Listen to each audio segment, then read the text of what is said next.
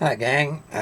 Joe, the old prof here, talking to you about the virus, online instruction, and quality of that instruction. Last time we talked about the fact that because of the virus, most programs are now going online. Before the virus, about 15% of people took their complete program online. 30% or so took some courses online, but mainly on campus. And I think now that the virus has hit, it's going to be much higher percentage that people are taking classes this semester online. Impression I have must be like 90% or something. Anyway, most people think that's probably not a good thing. The college experience is better and all of that. All of that may be true, but I'm not sure it means that the quality of higher education is worse because it's moved online. Most people would probably have the impression that it's not as good. In fact, most of the 70% of profs that weren't offering courses online believed that they were inferior to in-person, in-class things. And the case I'm going to make is the classes online may be in many ways better than the on-campus classes. The main reason for this is that the online classes can be designed by your best people, and then other people can deliver those classes, and thus the general content of the course is probably the best that you can offer. Now you're going to lose something because you don't have that face-to-face thing. I read somewhere where, listening to a lecture online on video was like watching paint dry. I don't think it's quite that bad.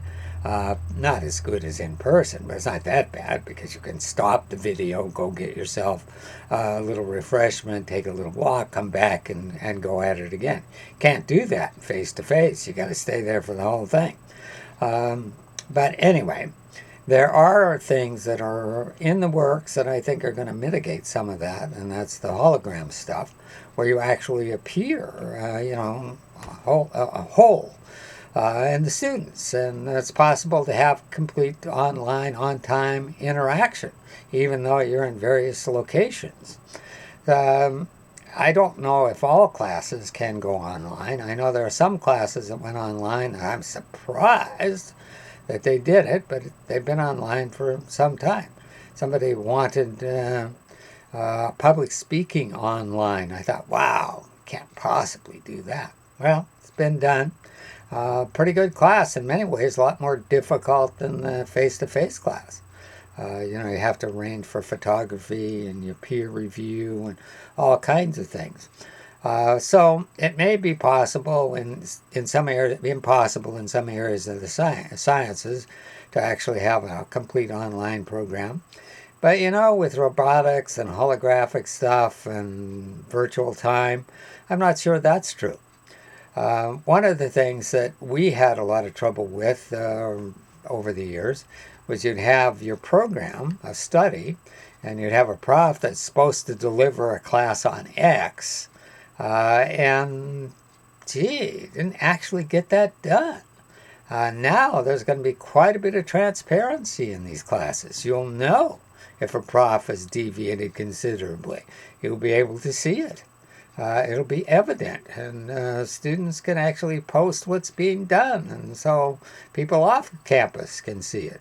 I'm thinking there's going to be a lot more tendency to stick with the program of study than there was in the past. There's the downside that you stifle creativity with this, but the upside is you make sure that the content you wanted delivered was in fact delivered. Then, of course, there's the fact that your programs are accessible to virtually everyone now, no matter where they are. They can be working a job and taking your classes and have a complete program. It's pretty difficult when most of your programs are not online for a lot of people to have access to those programs. So my view is maybe it's not as bad as people are saying. online stuff is pretty good, might even actually be better in a lot of respects than the on-campus programs. So that's just my take on the upside of the virus and the impact on campuses. We'll see you next time. Maybe it'll be this kind of topic or another one.